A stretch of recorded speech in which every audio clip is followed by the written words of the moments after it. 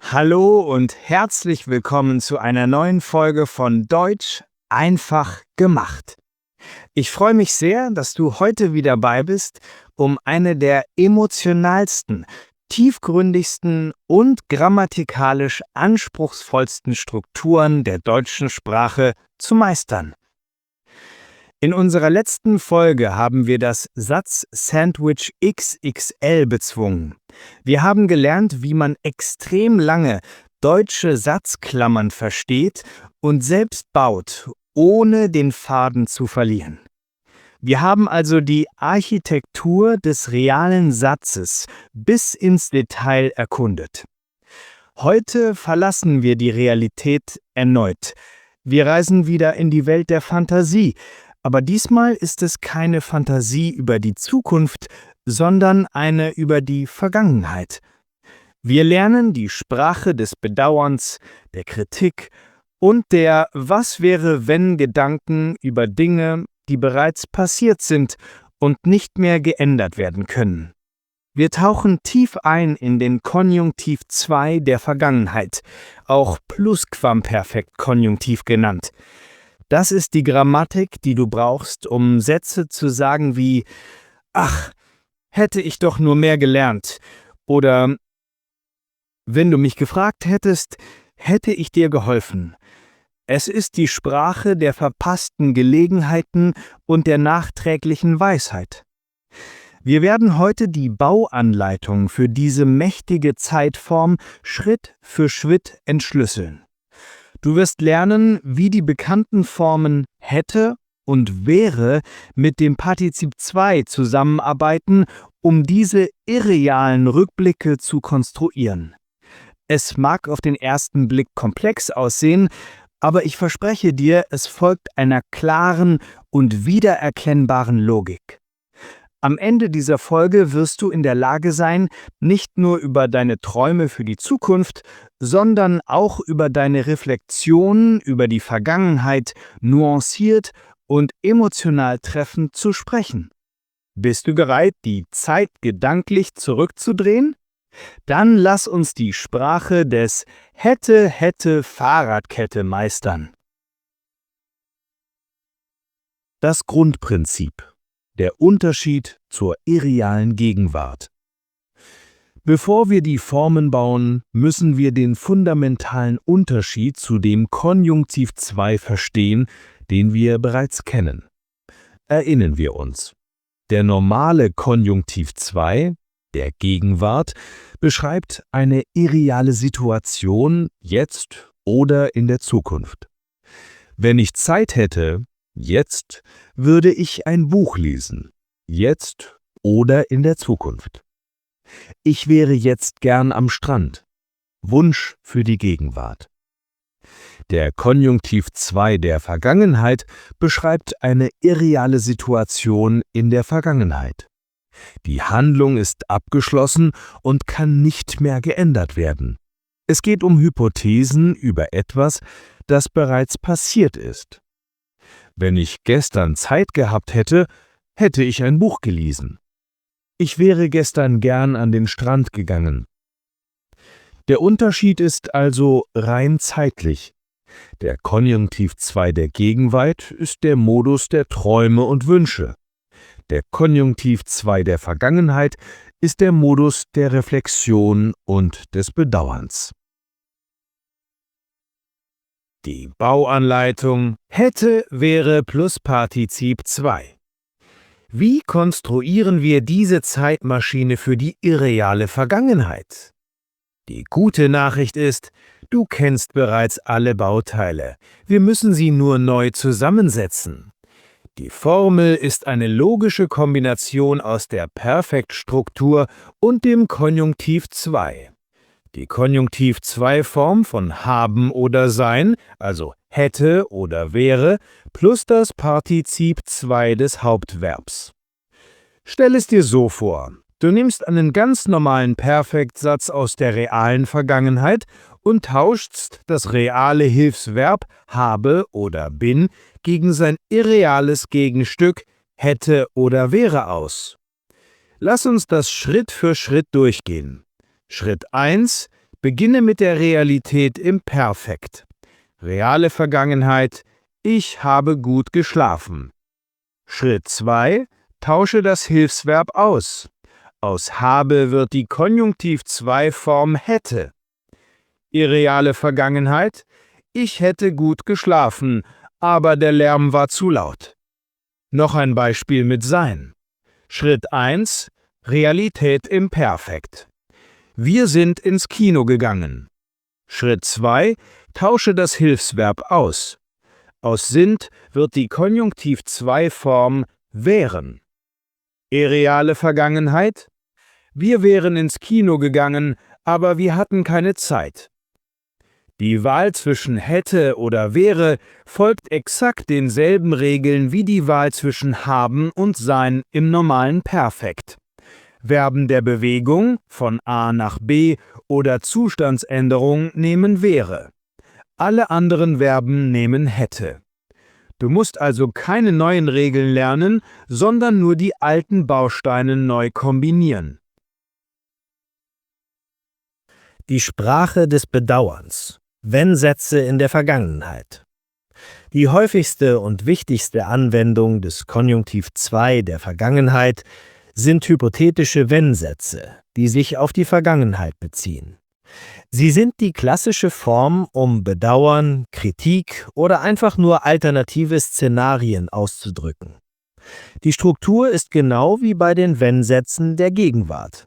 Wenn plus Bedingung im Konjunktiv 2 der Vergangenheit, Konsequenz im Konjunktiv 2 der Vergangenheit. Schauen wir uns das an einem typischen Szenario an. Du hast eine Prüfung nicht bestanden, weil du nicht gelernt hast. Jetzt reflektierst du darüber. Bedingung: Ich habe nicht gelernt. Irreal: Wenn ich gelernt hätte. Konsequenz: Ich habe die Prüfung nicht bestanden. Irreal: Hätte ich die Prüfung bestanden. Der ganze Satz lautet: Wenn ich mehr gelernt hätte, hätte ich die Prüfung bestanden. Noch ein Beispiel mit wäre. Du hast den Zug verpasst, weil du zu spät aufgestanden bist. Bedingung: Ich bin zu spät aufgestanden. Irreal: Wenn ich früher aufgestanden wäre. Konsequenz: Ich habe den Zug nicht verpasst. Irreal: Hätte ich den Zug nicht verpasst. Der ganze Satz lautet: Wenn ich früher aufgestanden wäre, hätte ich den Zug nicht verpasst. Diese Wenn-Dann-Struktur ist unglaublich ausdrucksstark. Sie erlaubt es dir, komplexe Zusammenhänge von Ursache und Wirkung in der Vergangenheit zu analysieren, die aber nie stattgefunden haben. Man kann den Wenn-Satz auch umdrehen. Ich hätte die Prüfung bestanden, wenn ich mehr gelernt hätte. Und es gibt sogar eine sehr elegante, verkürzte Form, bei der man das Wenn weglässt und stattdessen das konjugierte Verb an den Anfang stellt. Hätte ich mehr gelernt, hätte ich die Prüfung bestanden. Wäre ich früher aufgestanden, hätte ich den Zug nicht verpasst. Das ist ein sehr gehobener, literarischer Stil, aber extrem elegant. Ich hätte es wissen sollen. Die Meisterklasse mit Modalverben. Jetzt kommen wir zur absoluten Meisterklasse. Der Kombination des Konjunktiv 2 der Vergangenheit mit Modalverben. Das ist die Grammatik, die du für Sätze brauchst wie Ich hätte das machen sollen oder Du hättest mich anrufen können. Das sieht auf den ersten Blick sehr kompliziert aus, aber auch hier gibt es eine feste Bauanleitung. Die Formel lautet hätte plus Infinitiv des Hauptverbs plus Infinitiv des Modalverbs. Moment mal, kein Partizip 2? Richtig, das ist wieder unsere berühmte Ersatzinfinitivregel, die wir schon vom Perfekt mit Modalverben und lassen kennen. Anstatt gesollt oder gekonnt zu sagen, benutzen wir den doppelten Infinitiv am Ende. Lass uns das Schritt für Schritt aufbauen. Szenario: Du hattest die Pflicht, deine Hausaufgaben zu machen, aber du hast es nicht getan. 1. Die reale Pflicht in der Vergangenheit. Ich musste meine Hausaufgaben machen. Präteritum oder ich habe meine Hausaufgaben machen müssen. Perfekt mit Ersatzinfinitiv. 2. Die irreale Reflexion darüber, du wünschst dir, du hättest deine Pflicht erfüllt. 3. Wir nehmen die Konjunktiv-2-Form von haben, also hätte. 4. Wir nehmen den Infinitiv des Hauptverbs, machen. 5. Wir nehmen den Infinitiv des Modalverbs, müssen. Der Satz lautet, ich hätte meine Hausaufgaben machen müssen. Diese Struktur ist perfekt, um verpasste Pflichten oder Möglichkeiten auszudrücken. Verpasste Möglichkeit können. Du hättest mich doch anrufen können. Du hattest die Möglichkeit, aber du hast es nicht getan. Ein typischer Vorwurf. Verpasste Pflicht oder falsche Handlung sollen. Ich hätte nicht so viel essen sollen. Es war eine schlechte Idee, so viel zu essen. Ich bereue es. Du hättest früher ins Bett gehen sollen. Ein Ratschlag für die Vergangenheit. Verpasste Erlaubnis dürfen. Wir hätten das eigentlich nicht tun dürfen. Es war verboten, aber wir haben es trotzdem getan. Diese Doppelinfinitivkonstruktion mit hätte ist das ultimative Werkzeug für Selbstkritik, Vorwürfe und Ratschläge, die zu spät kommen. Sie zu beherrschen, hebt dein Deutsch auf ein extrem hohes Niveau.